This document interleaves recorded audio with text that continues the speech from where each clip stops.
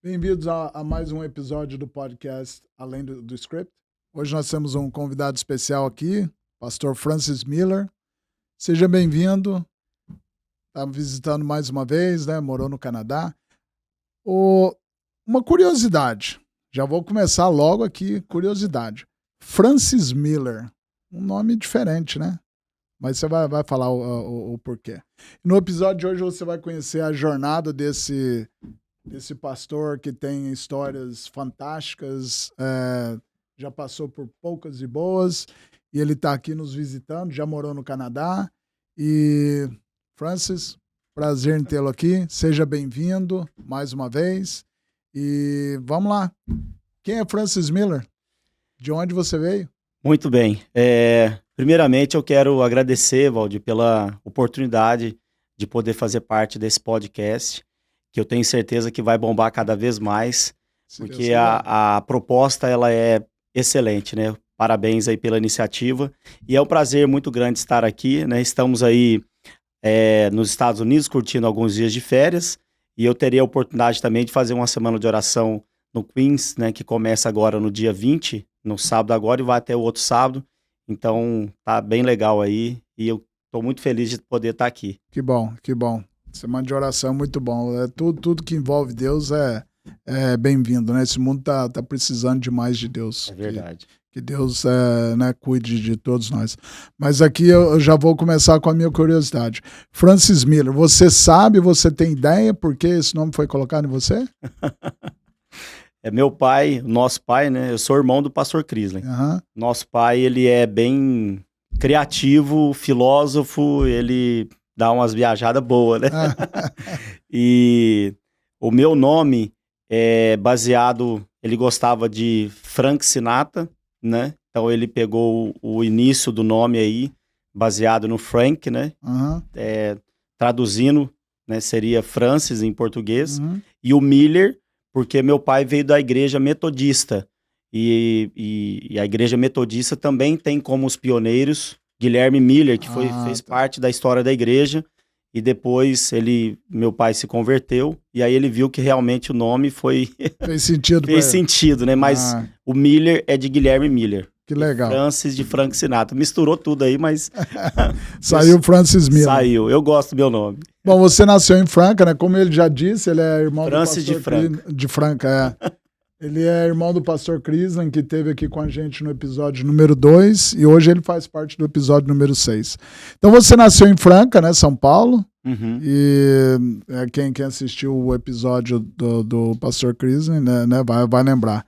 Conta pra gente como é Franca, sob o teu ponto de vista. Nós temos o ponto de vista do pastor Crisley. Agora, o que você me fala de Franca? Olha, Franca, é fácil falar da nossa cidade, né? Porque a nossa cidade... boa, né? Sempre vai ser a melhor, né? Mas Franca é uma cidade segura pela população que tem, né? Tem ali mais de 350 mil habitantes, alguns dizem até 400 mil. Não é tão pequena assim. Não é tão pequena, mas também não é tão grande. Mas é uma cidade que tem uma certa segurança, uma qualidade de vida, o clima tropical, né? É a capital do calçado, então é uma cidade bem conhecida. Ela já esteve no Brasil há alguns anos, as melhores cidades do Brasil para se morar, né? O IDH. Exatamente. Então, lá gera bastante emprego por ser a capital do calçado. Ela é conhecida também como a cidade do basquete. Então, é a capital do basquete. Franca Basquete. Eu não sei quantos títulos tem, mas eu sei que Franca é o topo do Brasil no basquete. Que interessante, então isso eu não sabia, não. É uma cidade. E revela aí bastante jogadores, o mais recente agora é o Estevão, né? Estevão é de Franca. Nós temos ali algumas duplas sertanejas, Jean Giovanni. Nossa. E outras duplas bem conhecidas também. Então é a cidade, né? Os mais, assim... os menores mesmo, é eu e meu irmão mesmo. Os menores. Bom, Francis, como foi a sua infância lá, a sua infância com a família, nesse contexto aí, né, de viver em Franca? Como eu disse, o interessante da nossa conversa hoje é que nós já temos mais ou menos um contexto sob o ponto de vista do pastor Crisley. Sim, sim. E ele falou que vocês são muito próximos. Somos. Sendo próximos, eu quero ver quão próximo é a visão de vocês, né, com relação ao que vocês viveram na infância, que vocês não são tão... a idade não é tão diferente assim. Não, não. Vocês É são um ano e 3 meses. Bem próximo, bem né? próximo. Então, muitas vezes, quando a gente, numa família, né, enquanto é criança, está todo mundo mais ou menos junto e misturado. A hora que entra na adolescência, parece que esse 1 ano já é bastante, depois volta a ser na idade adulta, parece que essa diferença desaparece, né? Verdade. Mas sob o teu ponto de vista, como foi a tua infância, né, em família? Legal. Assim, eu digo que Deus nos deu o privilégio de ter uma família muito consolidada. Meus pais não nasceram num berço cristão, mas nós todos, né, somos em 4 irmãos. Eu, pastor Crisley, a Lidiane e a Graciela. Uhum. São 2 casais. Então nós tivemos a oportunidade de nascer num lar cristão, com uma estrutura, assim, graças a Deus, muito boa, né? E eu sou grato a Deus pela família, pelos irmãos que tenho, né? E a infância ali em Franca foi uma infância abençoada. Nós crescemos, logo cedo meu pai comprou uma chácara e com muito sacrifício, com muita luta, não tinha nada, só um terreno. E ali, vários anos ele foi construindo tijolo por tijolo. E nós em casa sempre fizemos parte do sonho dos meus pais, né?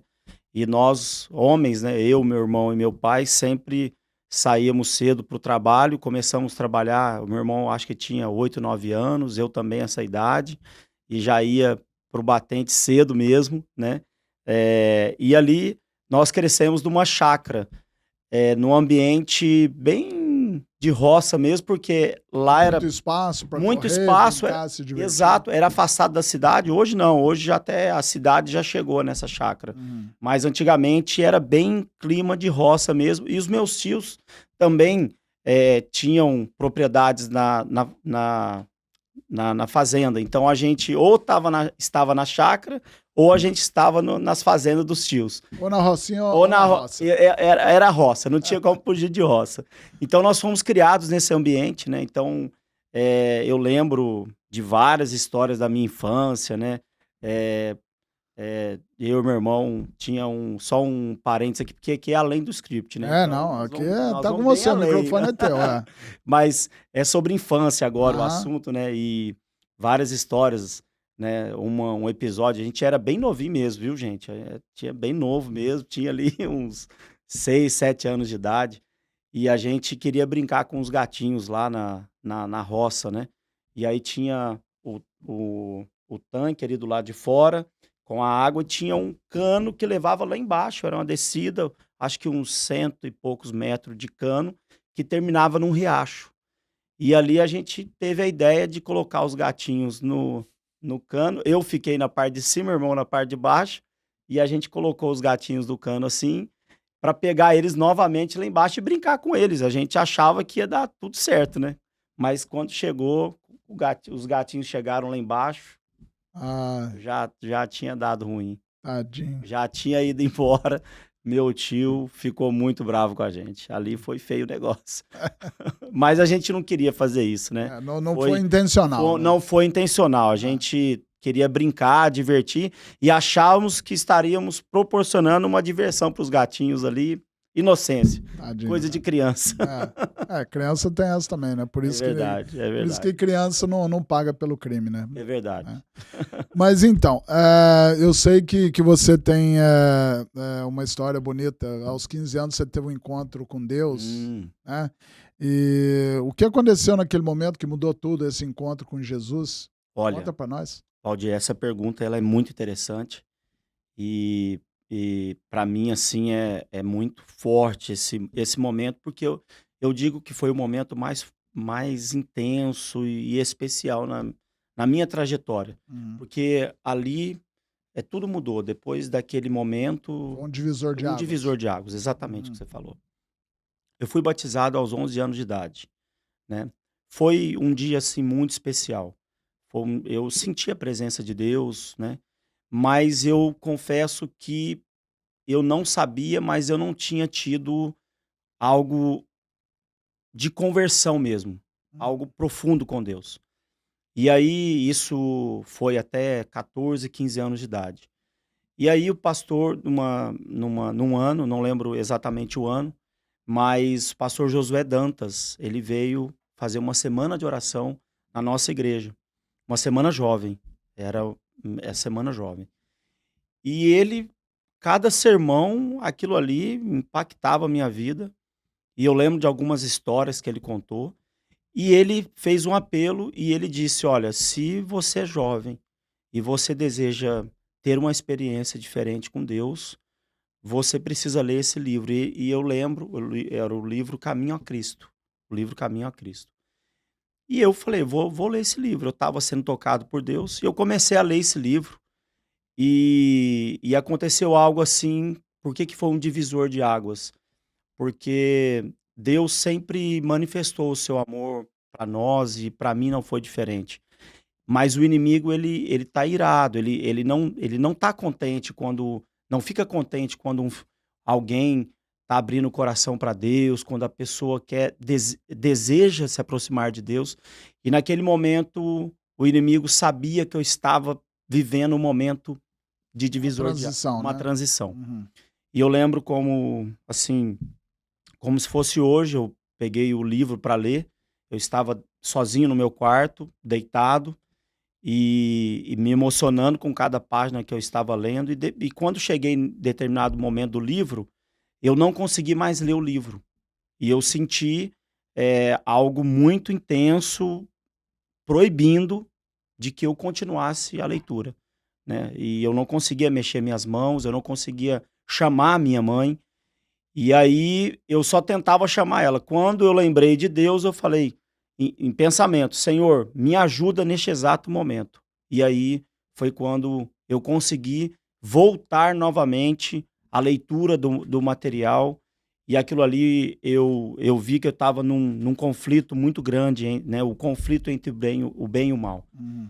E ali eu continuei a leitura daquele livro, e falei: "Agora, eu quero dedicar minha vida a Jesus". Eu mudei, eu tinha na o meu sonho era ser dono de ser empresário, aí depois eu queria ser jogador de futebol, né, Basquete. basquete. Não, basquete não. Não, não tem tamanho, né? Não, não, não tem, a minha altura é muito pequena para isso aí. Mas futebol, né, quem nunca sonhou em ser um jogador de futebol, né. E aí, foi nessa ocasião, aos 15 anos de idade, onde eu tomei a decisão de falar assim: "Olha, eu quero dedicar minha vida a Jesus". O meu irmão, ele já estava mais avançado nesse fator de experiência com Deus, ele já tinha um foco, entendeu? Mas eu não, eu queria ser exatamente o que eu falei para você. E ali eu falei assim: "Eu vou dedicar a minha vida a Jesus". E eu levei tão a sério isso aí que eu tinha na mente assim: se eu precisar morrer como um mártir, se eu precisar dar a minha vida no campo de batalha, eu vou fazer. Eu quero, se isso aqui, se eu para amar, eu amando Jesus, eu vou ter que amar o próximo como a mim mesmo, e amar o próximo, se for preciso dar a vida por eles, eu vou fazer isso. Eu quero fazer isso. E eu tomei essa decisão. Eu não sabia os obstáculos que viriam pela frente, mas essa experiência mudou completamente o rumo da minha vida, e ali eu, por influência agora do pastor Crislin, né, o meu irmão, aí eu falei: "Então, para eu chegar aonde eu desejo, o caminho melhor é ser pastor". Uhum. E aí tomei a decisão, e nunca mais, Valdir, eu pensei em Nunca fazer mais olhou para trás. para trás, e eu nunca pensei em fazer outra coisa. Interessante. E interessante, você falou isso aí, né? Quem tá nos acompanhando desde o começo vai lembrar do que eu falei. Você falou, a tua oração foi como? Senhor, me ajuda nesse momento. Senhor, me ajuda nesse momento, em nome de Jesus, expulse isso daqui agora. Tá. Então, eu tive uma experiência assim também, onde eu costumo falar para as pessoas que a oração mais poderosa que eu já fiz na minha vida foi justamente essa. A minha foi, A minha Senhor, o que eu faço? Me ajuda. é isso. Então, para quem está nos assistindo e né, já ouviu isso antes, ouviu isso agora, não pensa você que você tem que saber orar, né? Um pastor orando é bonito, a gente, né? Você vê que as palavras tocam as pessoas, mas não necessariamente você tem que falar bonito. Não. A tua oração pode ser a mais simples da tua vida, mas se você pedir para Deus com fé e com todo o teu coração, Exato. ele vai te ouvir, ele vai te responder e vai responder na hora. Amém. Experimenta, eu desafio você a experimentar. Isso mesmo. Então, assim, é interessante, ó, porque às vezes a gente, né, fulano ora tão bonito. Na igreja você vê as pessoas orarem, né, pastores orarem, oradores falarem, né, fala, nossa, quem sou eu? Eu não tenho condições de falar, não tenho condições de orar igual o pastor ora. Mas não, a oração mais simples, às vezes é a oração mais poderosa que você já faz. É verdade. Isso é muito bom quando a gente tem assim, esse encontro com Deus, e ele é um encontro real e vívido, né? Porque assim, onde você consegue ver que foi a partir dali que a tua vida mudou, você transformou, né? Exato. Então, foi exatamente ali que você decidiu ser pastor, ou você começou a entender? Foi exatamente nesse momento ou demorou um pouquinho? Não. A decisão de ser Foi pastor? isso, boa pergunta. Foi um processo. Quando eu senti esse chamado, eu comecei a abrir o coração, né? Orar a Deus e também conversar com o meu irmão. A gente sempre foi muito Unido. próximo, muito Próximo. unido. Uhum. O meu irmão, eu tenho ele não só como irmão biológico, mas alguém que, né, é amigo mesmo, amigo mais chegado que o irmão mesmo, ele. E nesse momento ele já estava nessa pegada, né, de ser pastor. E aí eu comecei a abrir o coração para ele. O interessante, Valdir, é que no início somente ele sabia. Eu não tinha coragem de falar para ninguém isso aí. Eu não tinha condições de falar para ninguém. E eu explico por quê. E aqui eu tenho certeza que isso vai ser muito interessante para os nossos telespectadores também. Porque às vezes a gente se sente tão pequeno, tão limitado. Só que não se trata da nossa limitação, se trata da nossa disposição. Exatamente. Entendeu? Porque se tratasse da nossa limitação, eu jamais teria condições de ser pastor.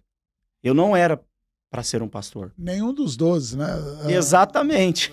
Que Jesus escolheu, nenhum teria. Né? Nenhum teria. Porque né? ele capacita quem tem disposição. Exatamente. Ele não escolhe capacitado. Isso. Ele capacita os escolhidos. Exatamente. E ali, o que aconteceu? Por que eu não tinha coragem de falar para ninguém? Porque eu sabia que ia virar motivo de chacota. Com certeza. E eu sabia que o meu irmão, ele saberia lidar com isso. Com a tua intenção. Exatamente. E foi assim, eu levei um tempinho. Teve uma certa ocasião que nós estávamos, acabou o culto jovem, né, na parte da tarde do sábado, e ali a galera os jovens ficou batendo papo, né, de fora da igreja.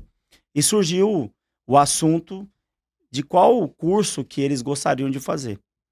E eu, quando percebi que o assunto já estava meio assim, né, não ia ser bom para mim, eu não estava preparado para aquilo ali, eu tentei sair. E um amigo meu já segurou no meu braço e falou assim, não, você fica aqui também, que a gente quer saber, não sei o quê. Eu falei, não, eu tenho que sair. E ele me segurou e não deixou sair. E já pularam logo pra mim.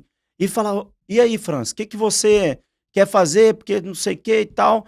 Você vai ser o quê da vida, né? Aí eu peguei, baixei a cabeça assim, falei, eu quero ser pastor. Nem saía a palavra. Nem saía, gaguejando. E aí eles, Não deu para entender direito. O que você falou? Eu falei, não, eu quero quero fazer teologia, quero ser pastor. E aí, Valdir, começou a brincadeira, a zoeira. E foram pesados comigo, porque saiu de tudo ali, né? Você pode ser qualquer coisa, menos isso, você tá de brincadeira, e não sei o quê, fala sério e tal. E aquilo ali foi mexendo comigo, porque que eu tinha e tenho, né, convicção de que eu não tinha condições, e não tenho condições. Eu era extremamente limitado, tímido. Eu nunca, só para você ter uma ideia, eu estava já finalizando o primeiro ano de teologia, eu nunca havia pregado, eu nunca havia feito uma oração na frente, de tão tímido que eu era. E então eu olhava para o espelho e falava: Senhor, eu sinto isso arder no meu coração, mas quando eu olho no espelho eu não tenho condições. Eu não vou conseguir, isso não é para mim. Mas eu sentia Deus falando: meu filho, o que eu quero é a sua disposição. E ali, terminando só esse episódio aí, depois que foi o próximo do lado ali para falar o curso que ele queria, eu consegui sair da roda, procurei minha mãe e falei: mãe, eu quero ir para casa. Por quê, filho? Tem reunião aqui das Dorcas, não sei o quê. Falei: mãe, arruma alguém para me levar para casa. Eu preciso ir para casa. Eu falei: depois eu te conto. E aí eu não lembro quem me levou, eu cheguei em casa, me tranquei no quarto e ali eu me ajoelhei e eu rasguei o coração para Deus. Eu nunca chorei na minha vida, como naquele dia. Porque eu falava assim: Senhor, como que vai ser isso? Porque olha o que estão fazendo comigo. E eu sei que eu não tenho condições. E o Senhor vai ter que mostrar que esse negócio vai dar certo, porque senão eu não vou ter força e tal. E eu briguei com Deus ali no bom sentido, e Deus ali me confortou. E dali em diante, respondendo a pergunta, dali em diante foi acontecendo vários episódios, mas Deus foi confirmando esse processo. Depois de uns 5, 6 meses, foi quando eu tomei a decisão definitiva de você tinha certeza. Aí eu já tinha certeza. Porque muitas coisas na vida da gente, no calor do momento, né? Você fala: nossa, eu quero fazer isso, adorei fazer isso, eu quero fazer. Até na adolescência da gente, quantas meninas que a gente achava que aquela menina ia ser a pessoa da nossa vida e tal. De repente, você já está planejando uma vida inteira com aquela pessoa, e o dia que você consegue falar com ela, trocar 2 palavras, cai tudo por terra, não é nada daquilo. Exato. A nossa mente tem esse poder. Já passei por isso de também. Criar, né, coisas no futuro que talvez nem vai acontecer, né? Exato. Que são a preocupação, né? Se você está preocupado, você fica preocupado com algo que poderá acontecer ou talvez nunca vai acontecer. E na maioria das vezes nunca acontece. 90 e tantos % não acontece. E graças a Deus por isso, porque os nossos caminhos não são os caminhos de Deus. Exatamente. E os caminhos de Deus sempre são os melhores. Os melhores, é verdade. E, bom, no episódio que o pastor Crislin participou com a gente, que ele falou muito de colportagem. Você participou de colportagem também, né? Sim. Então fala um pouquinho pra gente aí, porque normalmente as histórias que a gente usa, né, você acaba indo pra colportagem porque você não tem dinheiro e falta recurso, e ali naquele momento é a alternativa que você tem. Exato. Né? Conta pra nós aí como foi essa aventura. Valdir, essa pergunta eu vou resumir ela bem, viu? Porque aí tem história. Hein? Tem história. Tem história com força, meu amigo. Porque vindo de uma pessoa tímida, igual você falou, alguma coisa tem que ter mudado, né? Exatamente. Porque, Valdir, é o seguinte, lá na nossa cidade tinha um comportor que, coincidentemente, o nome dele é Valdir também, e ele era já um comportor de muitos anos, ele até se aposentou, e muito experiente. E ele ficou sabendo que eu e o Crislin estávamos com um sonho de ser pastor, mas não tínhamos condições financeiras, né? Nossos pais sempre batalharam, mas o custo era muito alto para 2 filhos, né? E ele então falou: olha, vocês vão ter que entrar na colportagem. a princípio, eu e ele perguntou se aquilo ali era de comer, o que que era, porque nós não fazíamos, Nem sabia o que era nem a sabia o que palavra. que era, nunca ouvimos, eu particularmente, não tinha ouvido falar nisso aí. E aí ele explicou rapidamente e o Crislen, né, passou um tempinho, ele já entrou numa experiência, né, antes de mim, e como eu não tinha como ir para a faculdade ainda, porque eu estava terminando ainda, né, o ensino fundamental, o ensino médio, e aí eu falei, olha, eu vou fazer esse trabalho da comportagem aqui na minha cidade mesmo, entendeu? E o Valdir me ajudou. Eu passei um tempinho, uns 2, 3 meses, mas de forma, assim, muito tímido, não tive um treinamento adequado, né? E na minha cidade também foi bom para quebrar um pouquinho o gelo, mas aí chegou o momento aonde eu tinha que deixar meus pais e aí fui para o estado do Paraná. Hum, Ter a experiência agora de verdade mesmo, uhum. né? Entrei de cabeça nesse trabalho. Para quem não conhece, a comportagem é um ministério, né? Que é efetuado, né, dentro da Igreja Adventista do Sétimo Dia, aonde nós acreditamos que através das publicações, muitas pessoas, né, estarão alcançando também a verdade através das literaturas, né? Uhum. E também a venda desses livros também corrobora para o nosso sustento. Sustento. Né? Exatamente. Então, só para, né, para talvez alguém não saiba, né? Então, Valdir, o que aconteceu? Nós fomos para o Paraná e ali eu comecei a trabalhar numa cidade chamada Goiôerê. Goiôerê. Goiôerê, uma Só cidade... tinha índio lá, não? Não, É um mas só nome indígena, né? eu não sei a origem do nome, mas é uma cidade predominante de japoneses. Tá. E, assim, eu trabalhei 3 semanas lá e eu não conseguia distribuir livro. A primeira semana eu doava os livros, porque quando eu fazia o apelo, a pessoa não tinha condições de comprar. Eu falei, não, eu vou ter que dar isso aqui, porque ela precisa ser salva.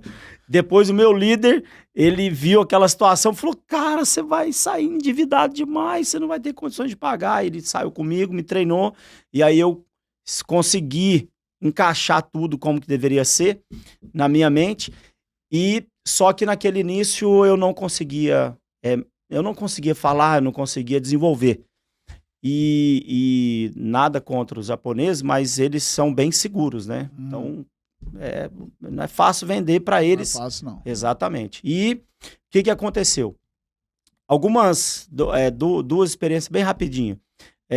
Teve um dia que eu estava com apenas R$1 no bolso, e aí eu estava com fome, e procurei alguma coisa, achei um lanche lá bem simples, de R$1, na época, né? Mais de 20 anos atrás. Só que eu comi o lanche estava estragado. Então eu não sei se era maionese, alguma coisa estava estragada no lanche, eu fiquei intoxicado, passando muito mal. E aí o pastor da igreja me viu assim meio, né, da cidade pequena, passou, acho que providencial mesmo, ele me viu ali meio escorando na parede, falou, Franz, o que tá acontecendo? Eu falei, rapaz, eu tô muito mal, eu não tô bem de saúde. Ele me levou no hospital e ali eu fiquei no hospital tomando soro e brigando com Deus, por que eu não estava vendendo, por que o senhor me tirou lá de Franca para vir aqui ter necessidade, não sei o que, aquela coisa de menino, né? Imaturo. E aí eu tomei a decisão, Valdir, de voltar para casa, de desistir. Um amigo meu, chamado Daniel Donadelli, ele, usado por Deus, me animou a não desistir. E aí eu trabalhei no outro dia. No outro dia, eu dei a oferta, dono de supermercado, que ele era? Japonês. E aí eu fiz um apelo para ele, eu falei, esse aqui vai comprar. E ele, no final, falou, olha, eu não vou comprar seu material. Eu não vou comprar, porque isso, porque aquilo. E aí eu fiz mais um apelo, ele falou, eu não vou comprar seu material, eu já falei que eu não vou comprar. Aí eu peguei e falei para ele assim, olhei bem no olho dele e falei assim, é o seguinte, o senhor não vai comprar meu material, beleza? Só que é o seguinte, eu só vou sair daqui quando o senhor me der uma escova de dente, porque eu não tenho escova de dente, eu preciso para continuar meu trabalho. Ele olhou na minha cara assim, falou, esse menino é meio atrapalhado, né? Maluco. Mas esse cara é maluco, né? Eu acho que por medo, né? Ele pegou o telefone assim, falou, olha, ligou pro funcionário dele, falou, olha, traz uma escova de dente para esse rapaz, mas traga mais barata. Na minha frente. E ali eu, meio que humilhado, saí daquele lugar, e aí novamente eu falei, agora eu vou voltar para casa.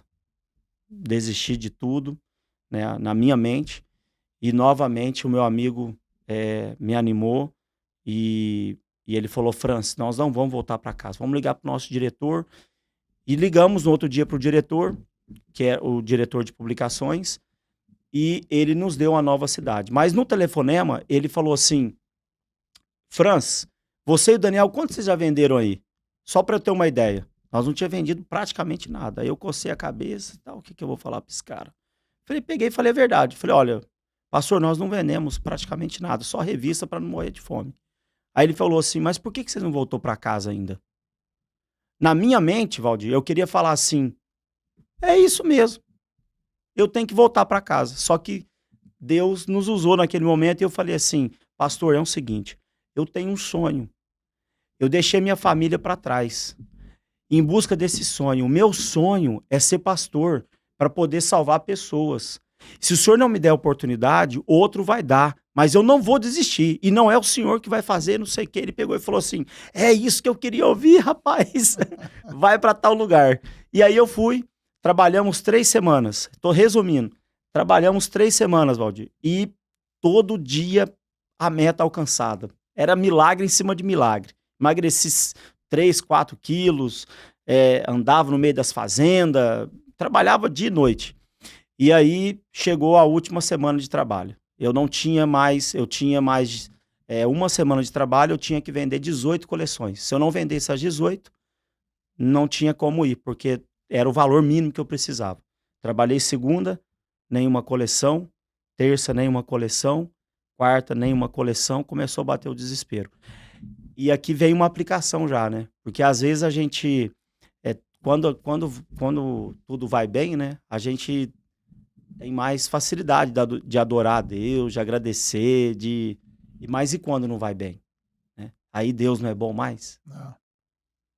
E para mim, eu não entendia isso. Eu falei, não, mesmo Deus que me abençoou essas 3 semanas, agora tá me amaldiçoando? Na minha mente era tudo, não conectava. E aí eu já comecei a discutir com Deus, trabalhei quinta, trabalhei sexta até meio-dia, bateu um desespero, liguei para minha mãe. Falei, mãe, e chorei com ela. Minha mãe é emotiva que nem eu também. Falei, mãe, seu filho aqui, você não sabe o que eu tô passando, mãe. Você não sabe, eu tenho trabalhado isso, tenho feito isso e tal.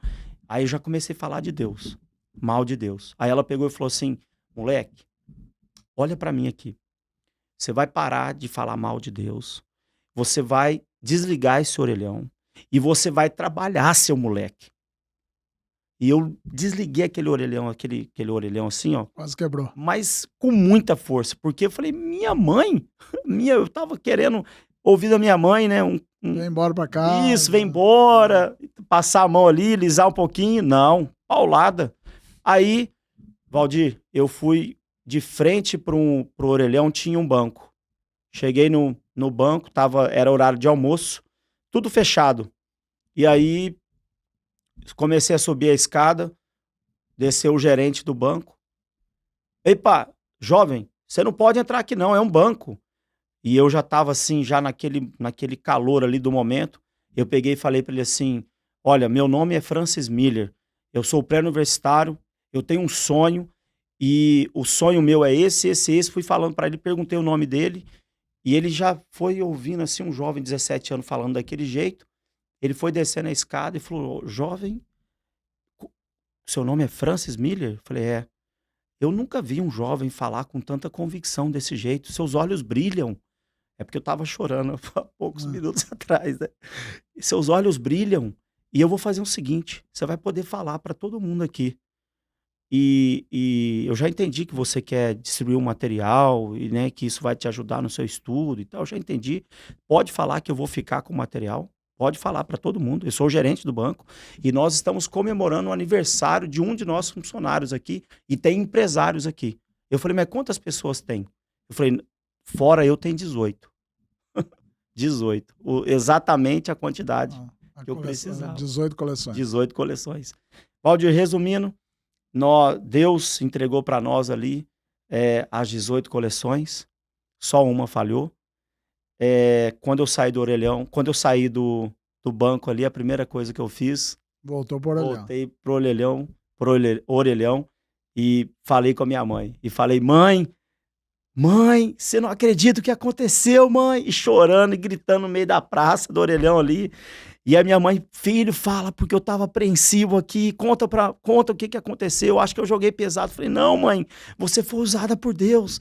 E em um único lugar, mãe, Deus abençoou, distribuiu as 18 coleções. E eu gritava, mãe, eu vou pro colégio, mãe, eu vou ser pastor, mãe. E aí foi o início da...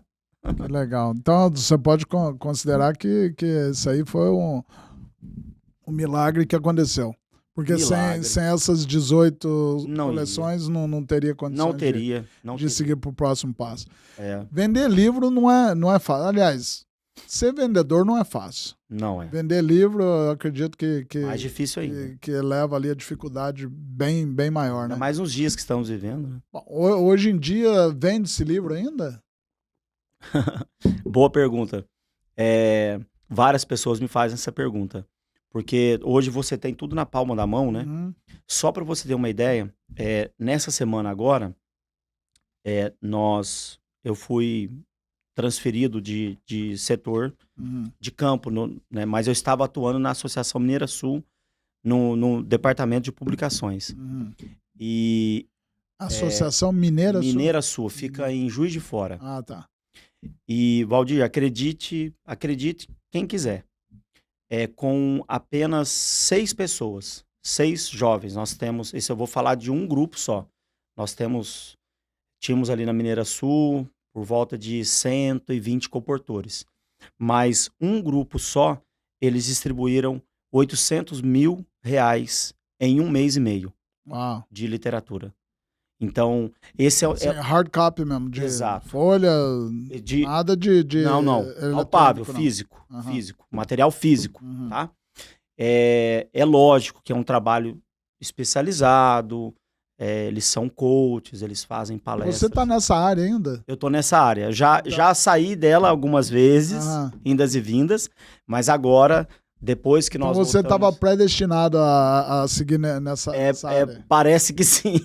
O pastor Cris já foi da área também, mas... conseguiu sair. Ele conseguiu sair, conseguiu se libertar. Mas o pastor Cris é outro patamar, né? Vamos ser sinceros. Mas e como que você lidava com as rejeições? Porque vender já não é fácil. Aí quando tem aquelas rejeições, tem gente que chega a ser até... Né, de uma certa forma educado, não, hoje não. Tem gente, não quero saber disso não, sai com isso pra lá. Como que você lidava com a rejeição? Olha, no início, eu confesso pra você que eu tinha muita dificuldade, porque eu não tinha maturidade pra lidar com aquilo ali, talvez até argumentação pra poder, né, objeção ali, pra sair dessa objeção. Mas com o tempo você vai adquirindo uma certa experiência e você acaba aprendendo a lidar com cada tipo de objeção que o cliente faz, entendeu? Mas assim, resumindo, Valdir, a comportagem, ela é milagre. Ela é milagre. Milagre, né? Se alguém não acredita em Deus, ouça a história desses agentes aí, consultores de livros, que eles vão ver que é milagre, porque... você vender livro para quem às vezes não tem dinheiro, não quer comprar, não lê, e até para pessoas que nunca leu, entendeu? Mas por que Deus ele faz com que essa obra ela continue e profeticamente ela não vai terminar. Ela não vai terminar profeticamente, porque nós entendemos que no momento oportuno milhares e milhares de pessoas irão se converter através da leitura desses manuais. talvez quando ela comprou, ela falou, comprei porque eu não queria mais ver aquele camarada, ou comprei para ajudar ele, deixou lá, empoeirado, esqueceu. Mas no momento oportuno, o Espírito Santo vai tocar os corações e pessoas irão ler esses materiais e elas entenderão o plano de salvação, de redenção e vão aceitar Jesus. Isso é verdade. Já com experiência, né? Hoje nós podemos falar que você tem experiência, né, nessa área, né? Com tantos... Eu não sei se é fracasso, mas pelo menos na cabeça da gente, quando a gente não consegue vender, a gente se sente fracassado, né? Mas com fracassos, sucessos, milagres e 20 anos depois, uma pessoa já com experiência nessa área.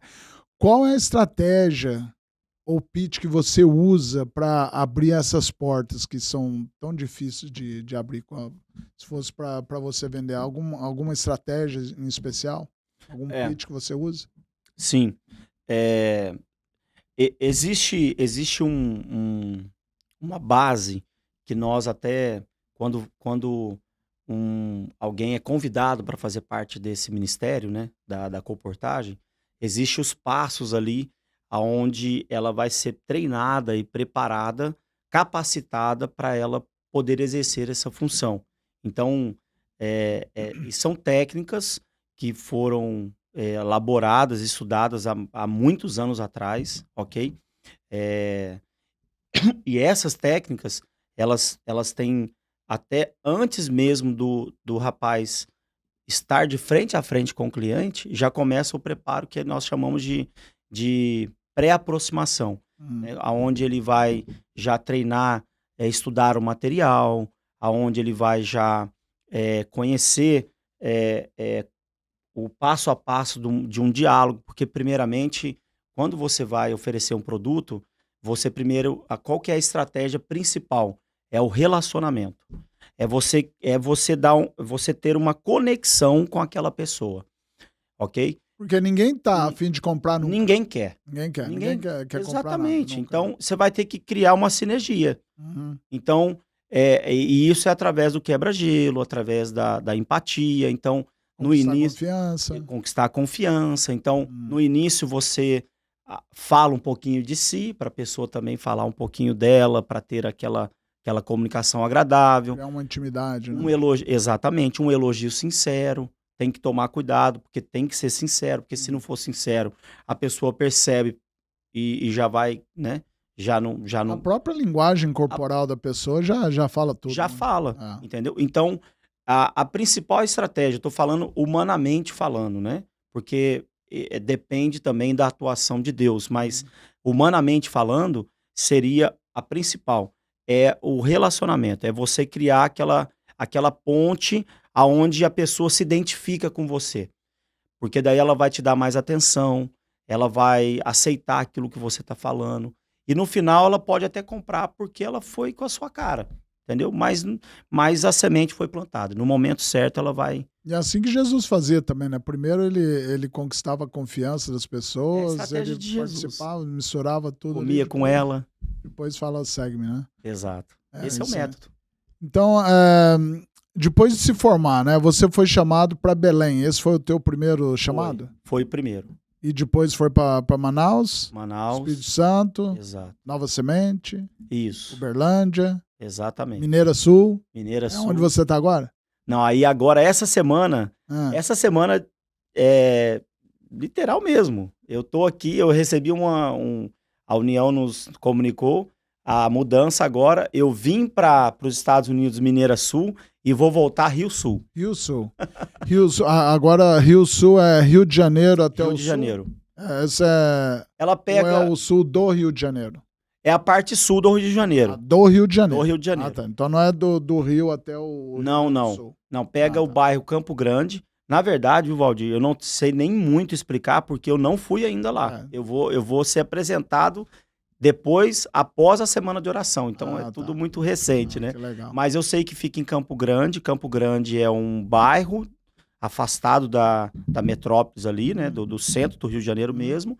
E e pega Angra dos Reis. Eu já ouvi falar, porque a minha lua de mel foi em Angra dos Reis. Eu vou pastorear agora onde eu tirei, onde eu tive a minha lua de mel. Que legal. E como é essa vida de ficar mudando? Porque pastor muda muito, Muda né? muito, é. Você tem filhos? Só 3. 3 filhos. Qual a idade deles?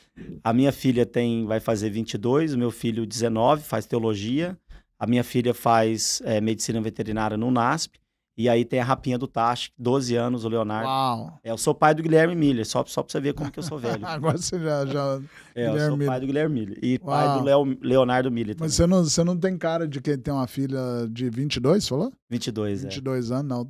Do de 12 pra baixo, aí sim. Aí dá, né?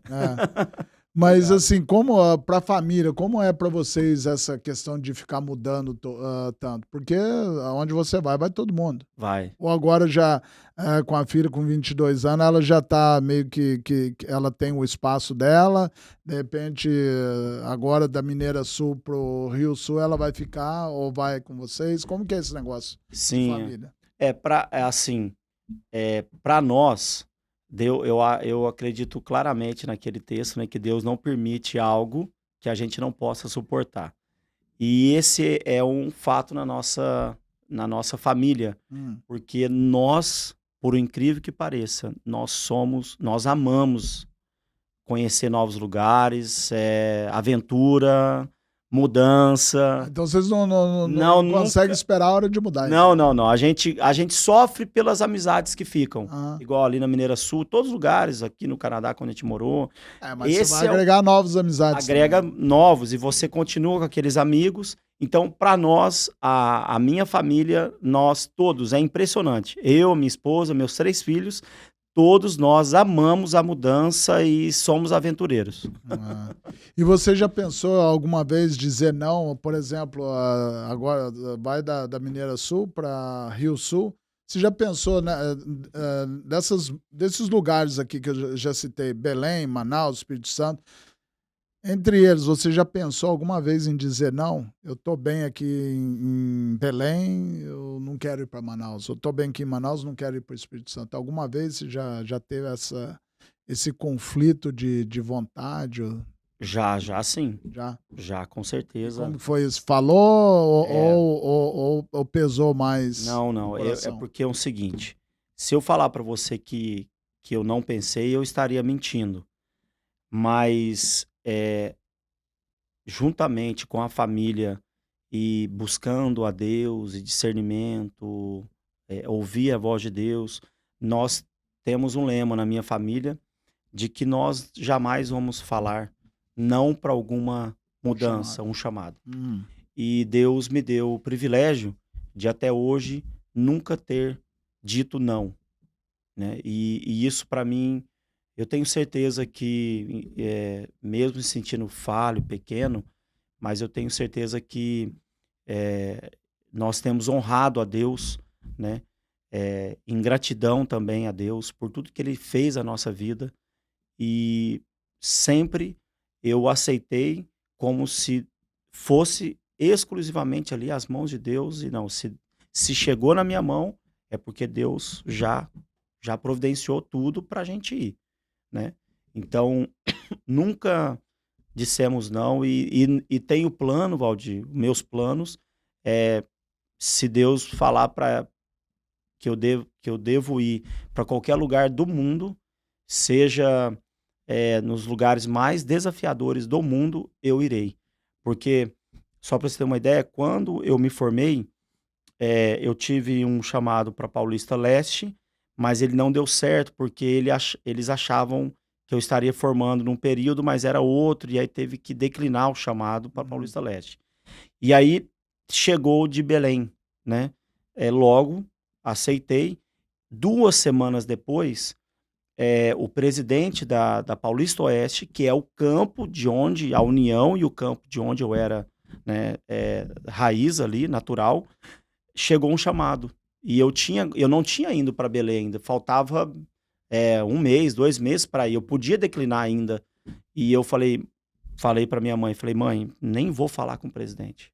Pode você mesmo falar que eu não vou, devido a eu já Já assumiu um compromisso. já assumi um compromisso e eu não vou. Uhum. E eu fui para Belém do Pará e tivemos ali experiências, foi desafiador, muito, mas não me arrependo. Se eu não tivesse ido para Belém, eu não sei se eu conseguiria chegar aonde Deus permitiu que nós chegássemos, entendeu? Interessante que você falou, né, ainda que às vezes você se sente pequeno, né?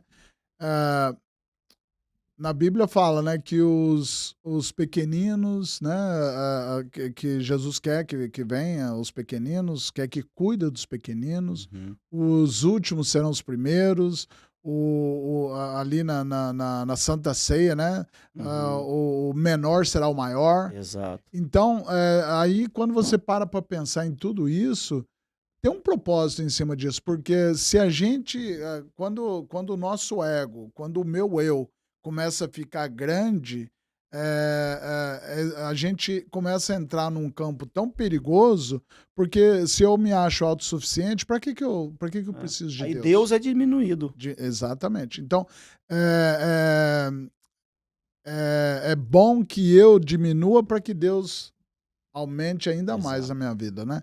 Porque foi o que aconteceu com Saul, né? Exato. Saul se achava, chegou um ponto que, né, ficou, a situação dele ficou insustentável. Exato. Então, assim, essas mudanças todas, vai para aqui, vai para ali, e dependendo de quem te chama, né? Quais são os valores inegociáveis que você mantém em cada fase? Não, eu vou para lá, você tem uma visão já, por exemplo, indo da Mineira Sul para Rio Sul.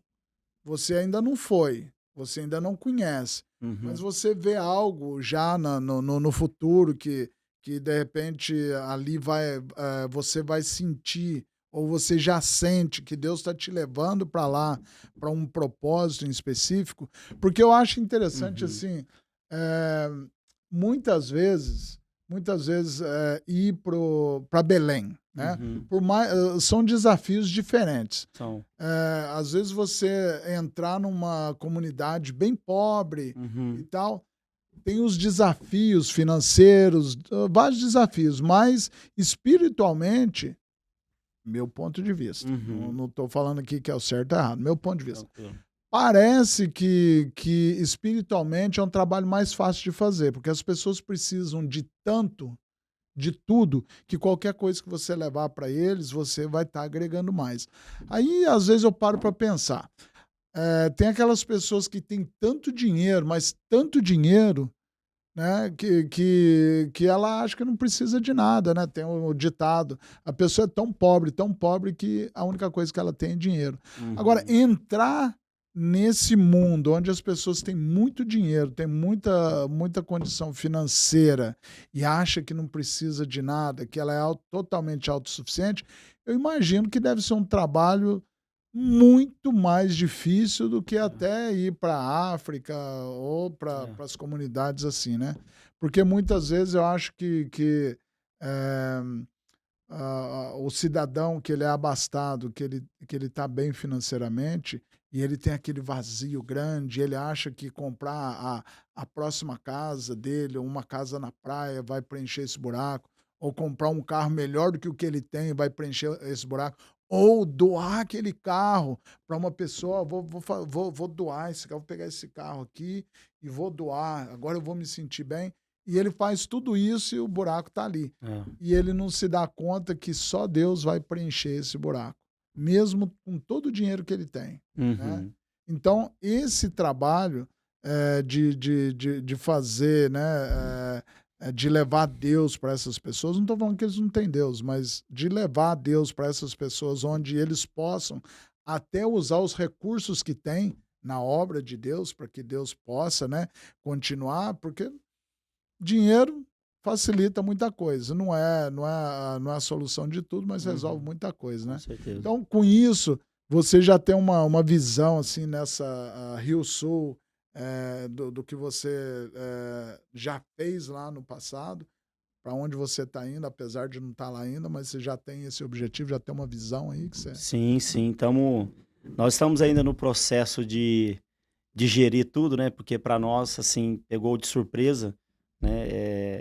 Ainda não conheci o campo, não conheci meus administradores, eu não sei, né, quem são meus comportores, mas tem uma estrutura que já existe lá, um trabalho que a gente vai dar continuação, né? Mas você mencionou de Belém, né? E agora, depois de Belém, já se passaram 22, 23 anos, né, de Belém para Até Rio onde você Sul. está hoje. Isso, até Belém foi o primeiro. Belém foi o primeiro. Rio Sul vai ser a mais atual agora. Isso, é o mais atual agora, e aconteceu essa semana agora, né? Realmente, o público ali de Belém, nós trabalhávamos, tínhamos a nossa dificuldade, talvez mais financeira, né? O recurso era menor para trabalhar e as pessoas não tinham muitos recursos financeiros para poder adquirir os materiais. Mas eram pessoas muito acessíveis, totalmente acessível. É impressionante, tanto é que nós fazíamos casa aberta lá, que na época era 500 mil de venda. Na época, pessoas que vinham horas e horas de barco para poder comprar a sua lição da escola sabatina. É um negócio surreal, né? Estou falando de 20 e poucos anos atrás.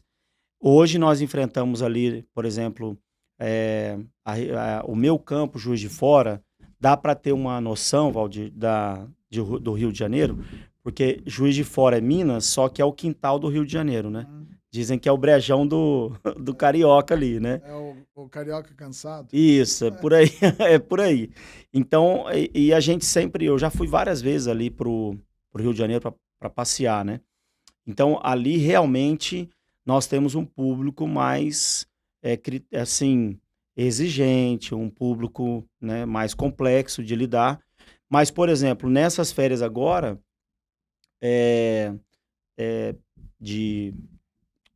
no meio do ano agora, junho e julho, em um mês e meio, 30 comportores distribuíram quase 600 mil de literaturas dentro do Rio de Janeiro, nessa complexidade toda que nós estamos falando. Agora, o que eu penso e eu procuro não me perder nisso aí, né? Porque, Valdir, eu confesso para você que eu tenho várias marcas no corpo, cicatrizes de muitas coisas que já passei, muitas lutas, muitas provas, e em alguns momentos eu não sabia se eu ia conseguir continuar, mas sabe o que me norteou, sabe o que me deu direcionamento? Todas as vezes que eu lembrava do meu propósito, isso me fortalecia.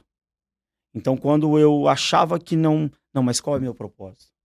Quando eu via, não, mas ele está me perseguindo, mas qual é o meu propósito?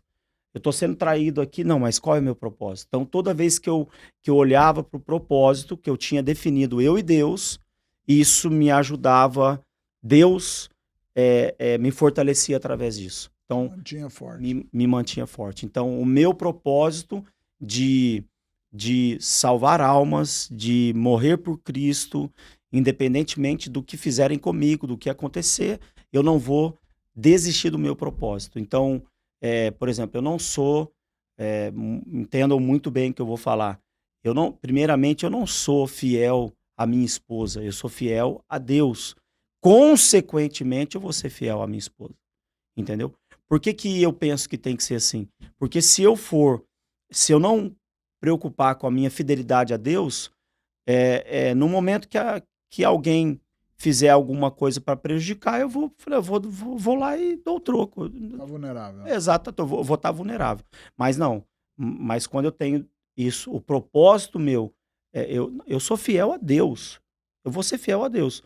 Por que eu vou ser fiel à minha esposa? Porque se eu não for fiel à minha esposa, primeiramente eu vou estar sendo infiel a Deus.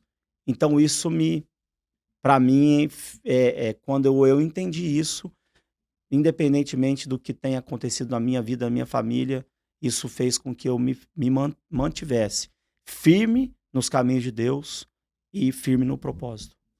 E eu estendi um pouco na pergunta anterior, com relação a valores inegociáveis que você mantém em cada fase dessas transições, dessas mudanças? Sim. Eu acho que, primeiramente, eu não negocio princípios. Princípios, para mim, são Petrus. exatamente, é inegociável. Princípios. A minha dependência de Deus, a minha entrega a Deus diária, a minha devoção pessoal, o meu momento a sós com Deus, isso é inegociável, independentemente de como estará o dia, se eu estou de férias, se eu estou trabalhando, isso também para mim é um valor inegociável, né? A minha fidelidade a Deus, a minha esposa e às pessoas, isso para mim também é inegociável.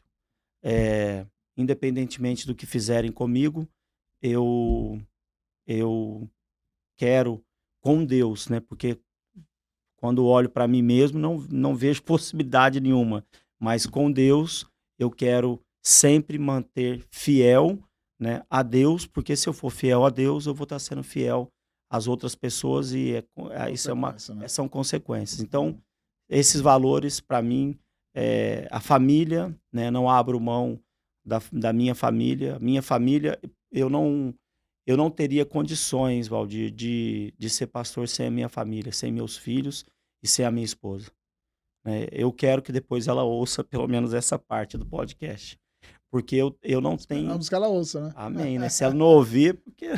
Curte e compartilha. Exatamente. A minha esposa, ela depois de Deus, ela é meu baluarte.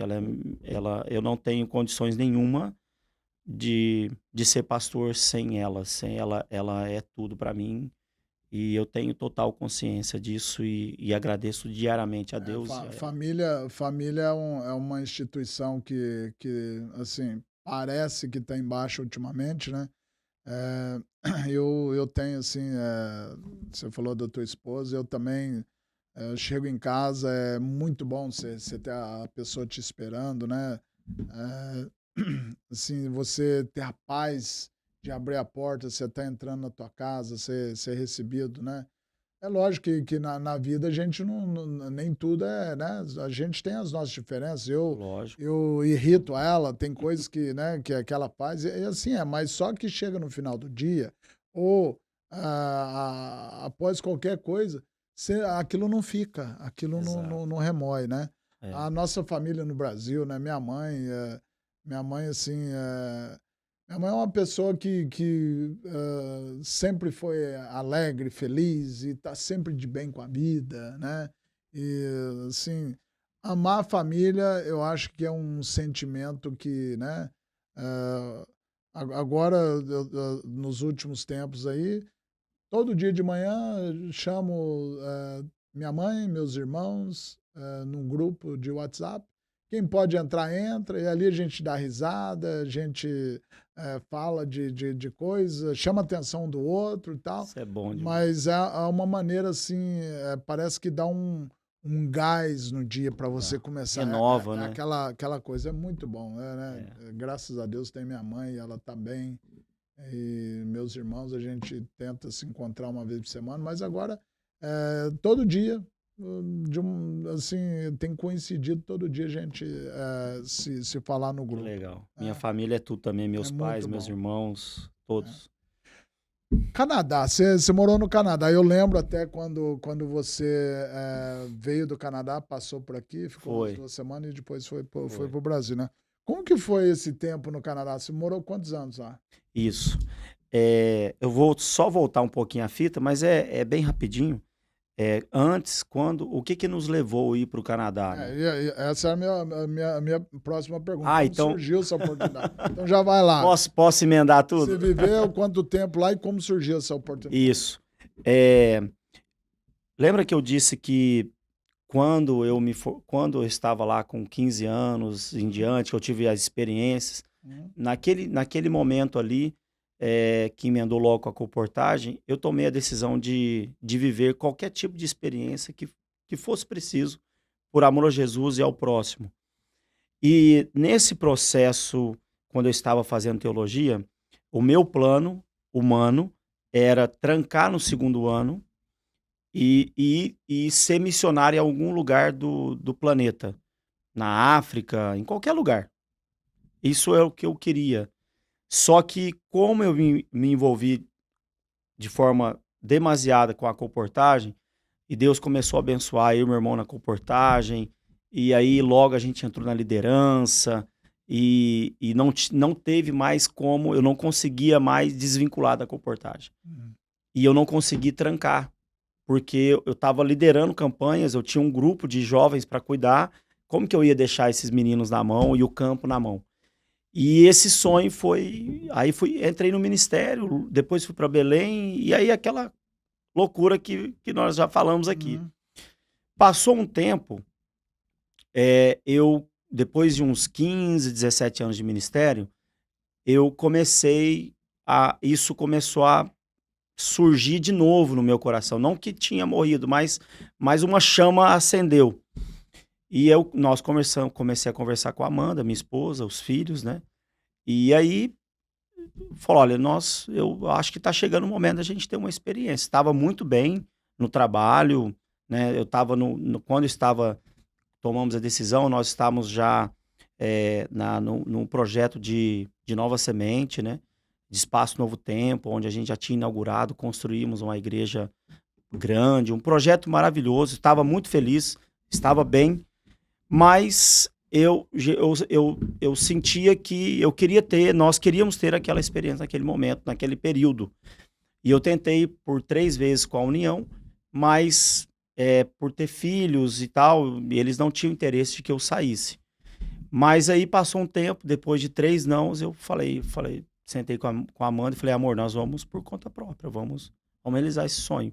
Só que a gente foi por conta própria, mas dentro, com toda a autorização da igreja. Eu tinha 5 anos para fazer, exatamente, para poder realizar essa experiência. E aí nós viríamos para os Estados Unidos. Trabalharia com o pastor Barroso, como auxiliar dele, mas não deu certo e as portas se abriram para o Canadá.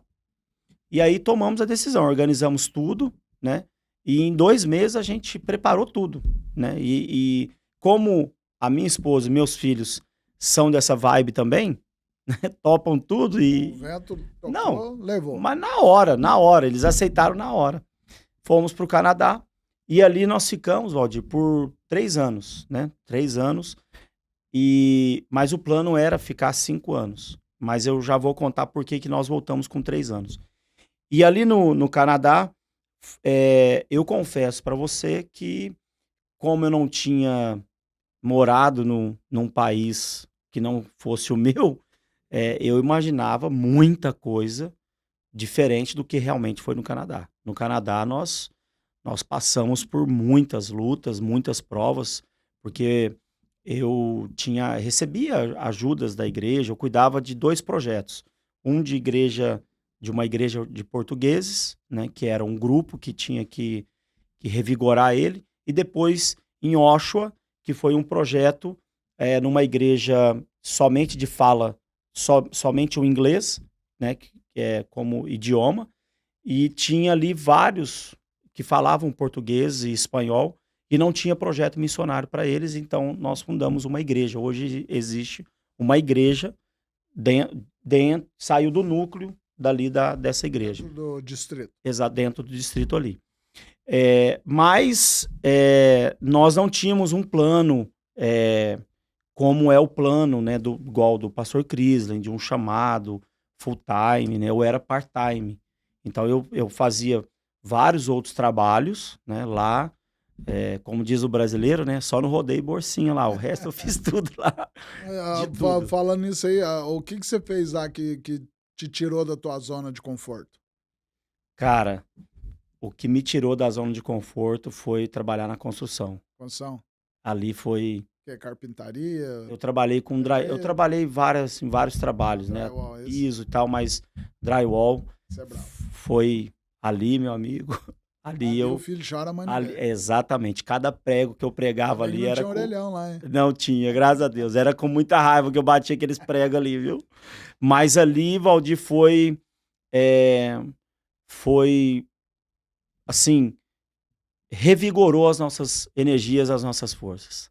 Porque eu achei que seria uma coisa.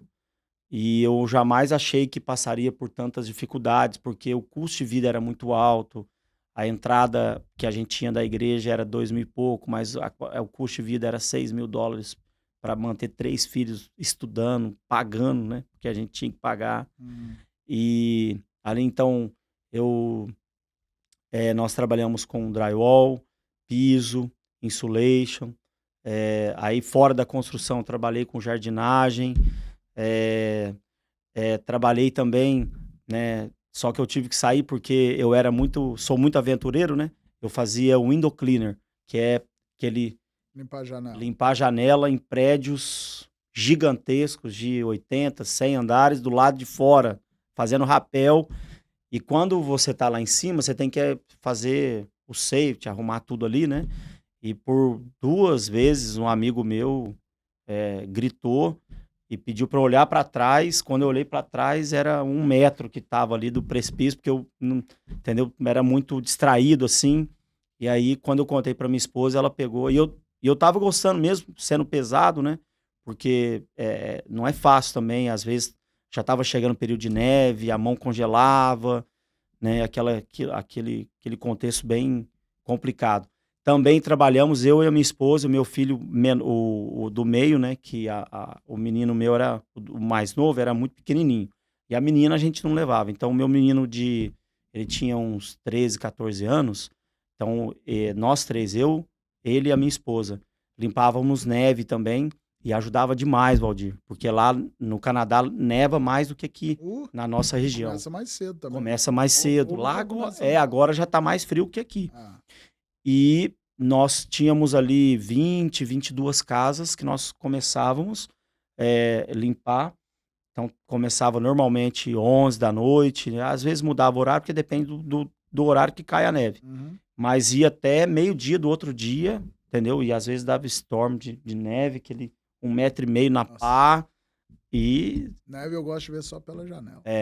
Neve é bom só para visitar. Para quem mora, meu amigo, é a lâmpada.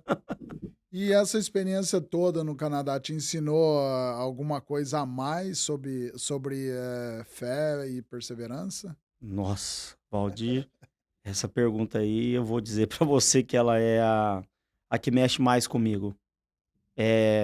Essa pergunta aí ela é muito especial, porque eu vou ser sincero contigo.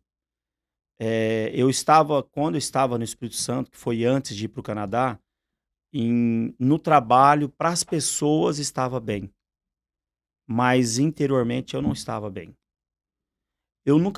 Graças a Deus, Valdir, eu não perdi o brilho pelo ministério, graças a Deus.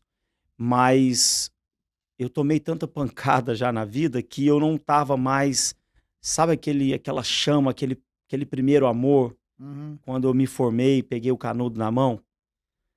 E no Canadá, essas experiências que eu passei no ministério, cuidando das igrejas e também tudo isso que a gente tinha que fazer para manter a família.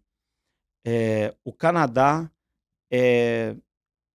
resumindo, foi como se eu tivesse novamente voltado à estaca zero, aos meus 17 anos de idade, e quando eu peguei o canudo pela primeira vez na mão. Eu voltei o ministério no primeiro ano. Como se tivesse subido uma escada e caiu lá embaixo. Não? Exatamente. E como se fosse o primeiro ano meu de ministério. Primeiro amor. Sede. O Canadá fez isso comigo. Por isso que eu talvez não estaria no ministério mais se não fosse a experiência do Canadá. O Canadá foi um consolidou. Foi um presente de Deus para mim e para minha família. E eu jamais conseguiria viver longe do ministério. E se eu continuasse, talvez como estava, eu não sei o que iria acontecer, mas eu talvez a brasa apagaria. Exatamente. A chama apagaria. Exatamente. Então a chama diminuiu, virou brasa e tal. Exato. Tava quase e o Canadá foi algo que é surreal, não tem como explicar muito bem porque foram muitos milagres. Deus sustentou, Deus não privou a gente das provas. Nós passamos muitas provas. Mas, por exemplo, eu não consigo imaginar como que, da onde eu tirei forças para trabalhar tanto, 12 horas, e depois cuidar da igreja. E a minha esposa com problema na coluna, trabalhava, fazia faxina de manhã, chegava 7, 8 horas da noite, eu e ela ia fazer office à noite, limpar prédio e escritórios, entendeu? E depois aquela correria todo dia de madrugada acordando. Nós olhamos para trás e falamos assim, não tem como a gente ter conseguido sem Deus, entendeu? E quando eu vi tudo aquilo ali, eu falei, gente, eu era o homem mais feliz da vida, eu sou o homem mais feliz da vida e só não estava reconhecendo isso, entendeu? Então aquilo ali, eu até queria deixar um recado para os nossos amigos, pode ser? Opa, Porque por favor. talvez algumas pessoas terão a oportunidade de ouvir esse podcast, né, de maneira especial, e eu não sei, assim, o momento que você está passando na sua vida, eu não sei se você está num momento onde você tá de bem com a vida, tá tudo certo, ou se você está passando por um deserto, mas eu quero dizer que é no deserto que Deus quer fazer de você aquilo que você não espera, e é no deserto que Deus quer mostrar como Ele é grande, e é no deserto que Ele deseja que você tenha as melhores experiências da sua vida. Não é na bonança. Não é na bonança, Valdir. Ah, E Deus permite os desertos para mostrar, para ver do que ele é feito, do que cada um é feito, do que cada um é fabricado, entendeu? E foi exatamente no Canadá que eu me sinto muito pequeno e sei que estou muito longe ainda do que Deus espera de mim, mas foi no Canadá que eu falei assim, Senhor, nunca mais eu vou questionar os teus desígnios. Nunca mais eu vou fazer com gratidão, com adoração, independentemente do que acontecer. E graças a Deus, Deus tem nos dado força. E eu me tornei uma pessoa, Valdir, muito mais feliz depois que eu tive essa experiência do Canadá, que eu passei por desertos grandiosos. Para terminar esse bloco aqui, a última pergunta com relação ao Canadá. Você acha que foi você, o indivíduo, Francis, que quis ir para o Canadá e Deus permitiu que você fosse e você passasse por todas essas provações para que essa chama se reacendesse? Ou você acha que foi justamente um desígnio de Deus, um propósito de Deus para te levar para o Canadá? Ou seja, foi você que quis ir ou foi Deus que te levou? Essa pergunta aí é intrigante, hein? Mas se você me permitir, eu vou responder Claro. de uma maneira, porque eu acredito que eu vou ser sincero, Combinação dos foi dois? as duas coisas. Aham. Sabe por quê? Porque eu tenho embasamento bíblico para isso, né? Porque Deus fala, né? Se nós formos fiéis a Ele vai satisfazer os desejos do nosso coração, desde que a gente não perca o propósito. Uhum. Então eu estava decidido a não perder o propósito, mesmo estando num momento muito difícil. Eu nunca negociei, como eu te falei, eu nunca negociei a questão de princípio e propósito. Mas eu creio que foi a junção de Deus satisfazer um desejo que eu tinha, e Ele falou assim, meu filho, você quer mesmo? Você tem certeza que você quer? Eu quero, Senhor. Então você vai. Você vai, só que você não sabe o que você vai passar lá. Não, mas eu quero ir. E aí Deus permitiu.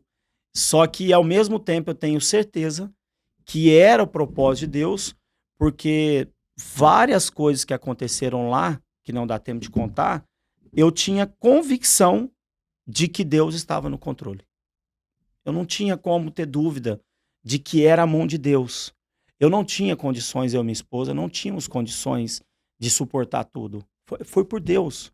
Não tem e vários episódios que aconteceu que nós não tínhamos como duvidar de que Deus estava no controle. Então são as duas coisas. Mas o que Deus faz na nossa vida é incrível, né? Amém. Olha, bom, nós falamos de Canadá, do começo do teu ministério, lá em Belém. Já chegamos até aqui no Rio Sul, que você ainda não está lá ainda. Tudo isso, as mudanças, idas e vindas, a família unida, né, no mesmo propósito, tudo.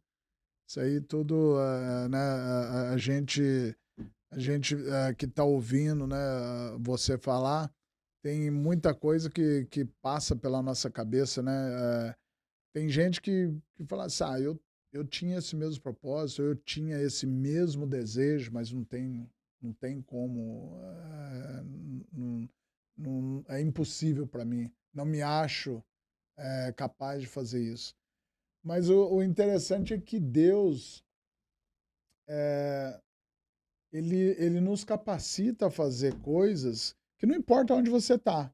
Uhum. Como você falou, você pode estar passando por um deserto, que é lá que você vai realmente descobrir quem é Sim. Deus.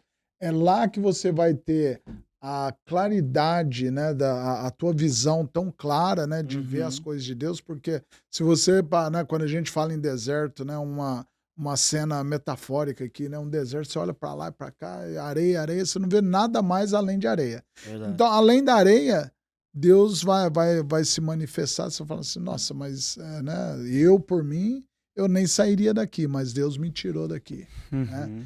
Então, assim, é, Jesus, quando esteve aqui, na minha opinião, Jesus foi o maior líder que Com já, certeza. que já caminhou, né, nesse planeta, nessa Sem dúvida. terra, né?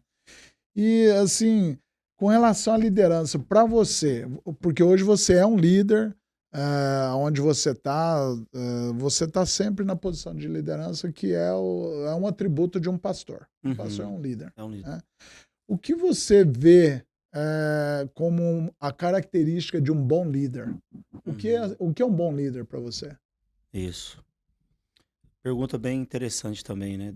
Eu tive o privilégio, eu amo muito esse assunto sobre liderança, né? Não só pelo fato de exercer liderança, né?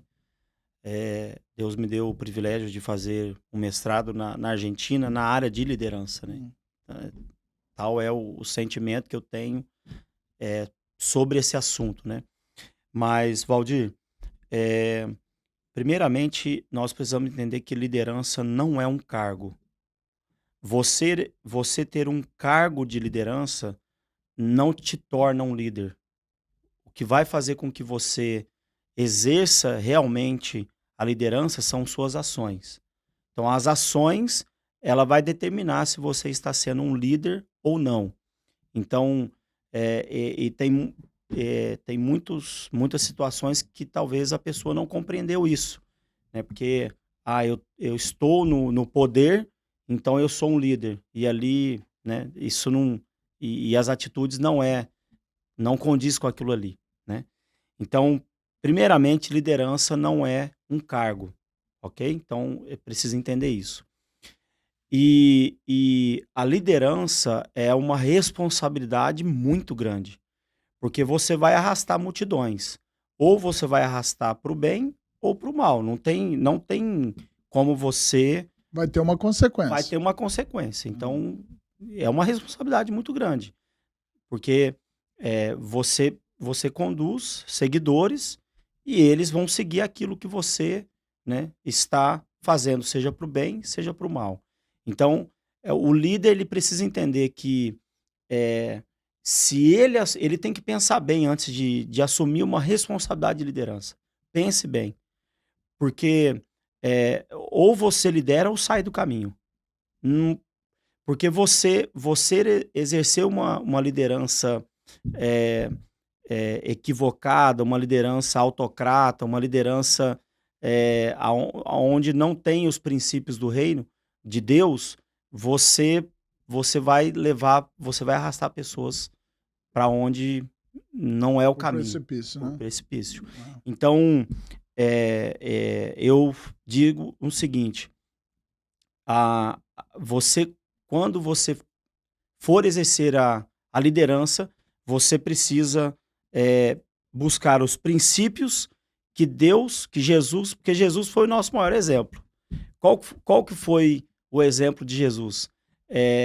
E hoje, Valdir, os próprios empresários, o mundo lá fora, eles já reconhecem essa liderança servidora, entendeu? Que para mim é o ponto principal na liderança, a liderança servidora. O que é uma liderança servidora? A liderança servidora, ela não obriga ninguém a fazer nada. Ela conquista, você conquista a pessoa, pelo seu exemplo, você faz ela te seguir. E um líder, ele está sempre beneficiando o liderado, né? Exatamente. Eu acho que a característica maior de um bom líder também, né? Já pegando um gancho da tua aí, é justamente isso aí. O líder servidor, ele está sempre servindo o liderado. Exato. Porque um bom líder, ele está olhando o bem comum da maioria. Pelo menos ele tenta de todos. Mas nem todos estão tão a fim de, né? Mas Exato. pelo menos da maioria, né? E Exato. assim, falando de Jesus, qual o princípio de liderança de Jesus que você aplica na tua vida? É exatamente esse o do serviço. Serviço. Porque a liderança de Jesus, ela era baseada no serviço. Ele não... você nunca viu Jesus tendo uma atitude...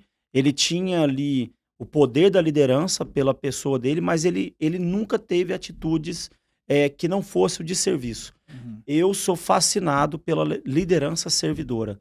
Não sou eu que faço, nós vamos fazer junto. Eu não sou o dono da razão. Nós fizemos, nós acertamos, nós erramos, entendeu? Não tem um...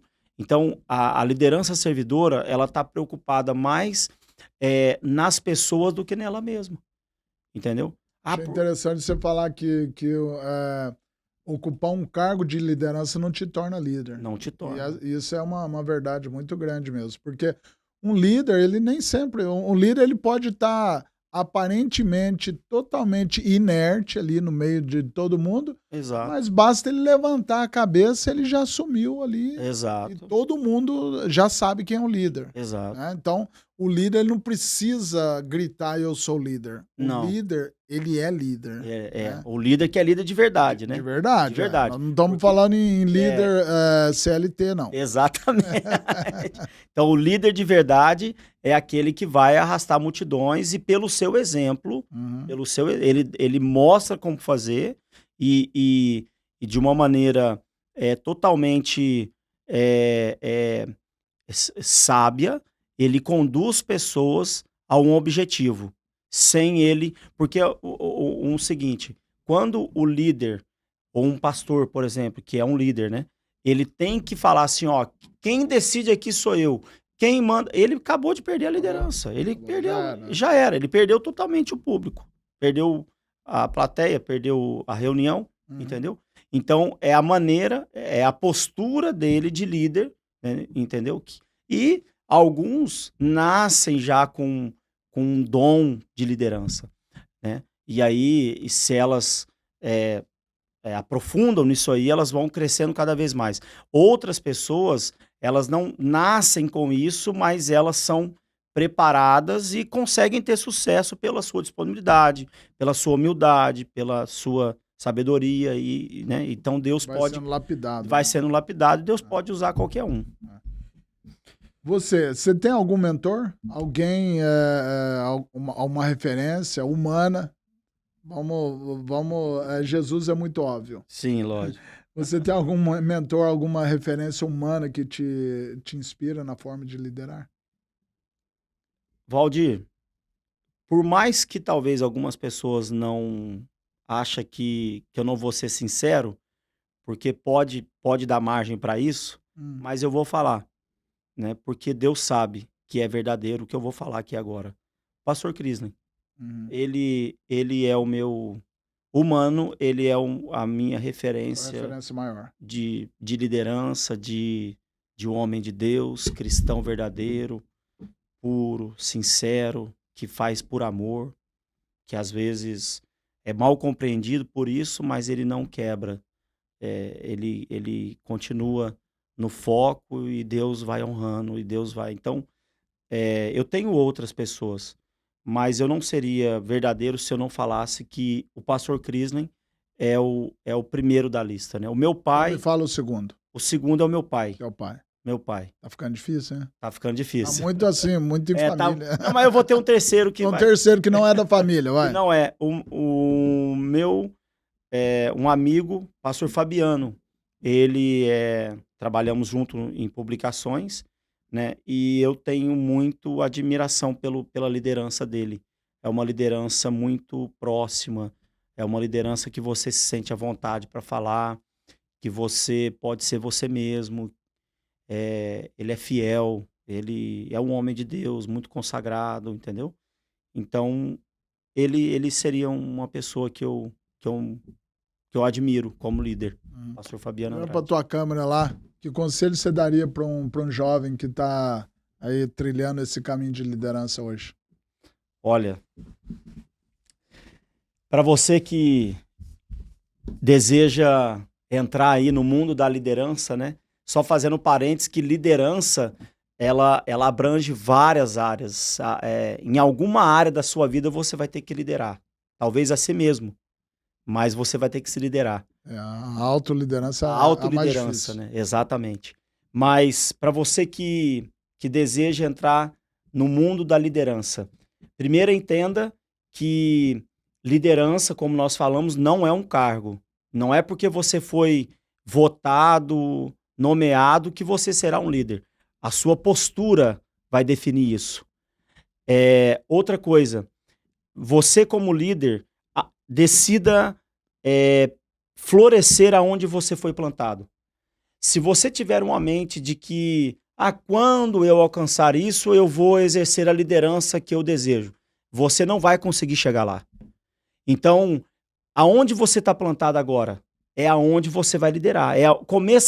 Comece a exercer liderança no ambiente que você está. Não espere o futuro chegar, porque talvez ele nem chegue. Então, floresça onde você está plantado. Se você tiver essa mentalidade de florescer onde você está plantado, com humildade, olha isso, quanto maior o cargo, mais humildade a pessoa precisa ter. Você começou como faxineiro, lidere naquele ambiente, você vai crescendo, não perca a humildade. Quanto mais você crescer, mais humilde você precisa ser, porque senão vai subir para a cabeça e aí você vai deixar de exercer a liderança servidora. Muito bom, muito bom. Agora, aqui no momento família, né? Você e o pastor Crisley são muito próximos. E cresceram juntos e tem alguma coisa da vida de vocês, alguma história engraçada, inusitada, que não se fala muito e quando fala, pô, irmão, por que você foi falar? Você pode contar pra nós aqui? Pra gente pegar no pé dele depois? Eu vou contar. Eu vou contar. Fala. Vou até tomar. Molha o bico. Nós temos muitas histórias, mas o pastor Crisley, ele tem 1 ano e 3 meses. Ele é 1 ano e 3 meses mais velho que eu. Ele sempre, meu pai, por ser o mais velho, ele sempre teve mais responsabilidades, né? Mas, por trás dos bastidores, quem comandava era eu. Ele pode, talvez, não admitir. Depois vai ter que fazer um podcast nós dois juntos. Aí, vamos ver quem aí o bicho vai pegar, Valdir. Mas eu sempre fui mais competitivo e eu nunca aceitei perder em nada, entendeu? Então, nós sempre tivemos as nossas competições e eu sempre quis ganhar dele. E por um tempo eu ganhava dele em praticamente quase tudo. Não, porque ele deixava, não. Ganhava de verdade? Não, ganhava de verdade mesmo. Tá. E inclusive na lutinha. Quando ele via pra cima... Apanhava. Queda de braço e assim por diante. Agora, eu acho que ele tem algumas coisas que ele tá na frente aí. O tênis de mesa, ele já me superou. Mas eu acho que se a gente for na briguinha ali, eu acho que ele apanha ainda. Apanha ainda. Teve uma vez, Valdir, que agora que eu vou contar, que ele me provocou demais e a gente era bem novo mesmo, eu sempre fui meio doidão, entendeu? Ele mais centrado e tal, né? Ele fleumático, mais calminho, né? E eu mais agitadão. E aí ele começou a gente começou meio que discutir, era alguma coisa de competição também. E aí eu lembro que tinha uma cadeira de ferro, né? E eu joguei a cadeira nele assim, porque eu não lembro qual foi o motivo.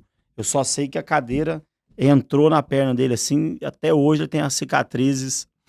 Ficou marcado. Ficou marcado na perna dele. E teve uma outra vez que eu tava de bicicleta e eu acho que ele não queria me dar a bicicleta e eu queria a bicicleta porque tal, e ele não queria, eu peguei e ele pegou a bicicleta de mim, eu empurrei ele, só que tinha um alambrado de cerca e ele cravou as duas mãos na cerca. O menino sofreu na minha mão, viu, Valdir? Mas hoje ele tá mais bombadão, hoje eu não mexo mais assim com ele não, viu? Bom, hoje ele é até teu mentor inspirador, né? É, exatamente. É isso aí. Pra compensar, né? Exato. Quando você não tá fazendo nada, o que você faz pra relaxar? Eu gosto de... Um pastor como você, agitado, faz pra Meu relaxar? hobby é assistir... Eu perdi o desejo muito, assim, de futebol, de vez em quando, mas hoje o meu hobby é assistir tênis ou jogar tênis. Então você assistiu aí o US Open? Eu cheguei na data... Não consegui chegar na data do US Open, porque não tive a liberação do meu chefe, mas eu estaria vindo para o US Open, mas não consegui, não. Legal. Bom, como hobby, né?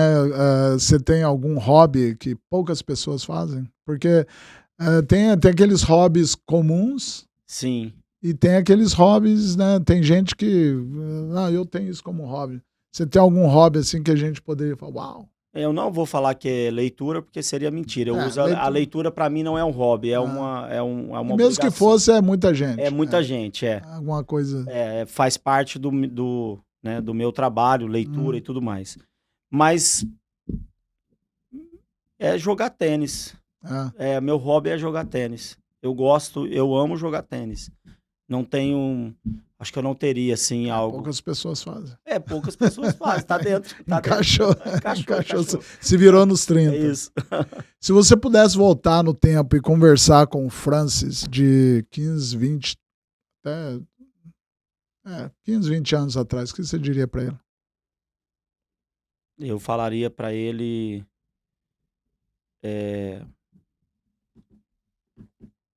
jamais duvidar do poder de Deus. Eu duvidei muitas vezes do poder de Deus. O Francis de 15, 20 anos atrás tinha suas reservas. Exato, eu não conseguia entender por que o mesmo Deus que ama é o mesmo Deus que permitia tanta prova, tanta luta, né? E eu demorei demais a entender isso e sofri demais e eu peço perdão para Deus todos os dias e quero pedir perdão para Ele quando chegar no céu, por ter questionado tanto, sofrido tanto,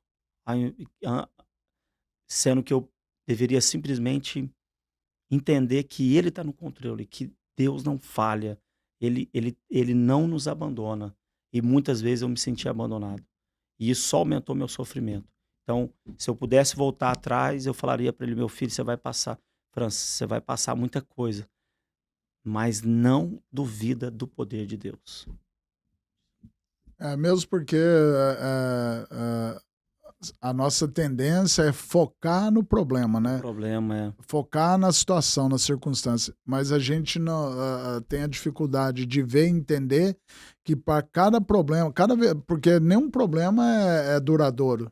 Sim. Então, cada problema que a gente passou, você saiu daquele problema. Então, se você tiver a capacidade de ver e entender, né, o agir de Deus, você acaba nem sofrendo, porque você... É a mesma coisa para quem gosta muito do sol. Imagina ter que esperar 12 horas para ver o sol de novo. Então, exatamente. Não é? Você foi no ponto. Então, é exatamente isso.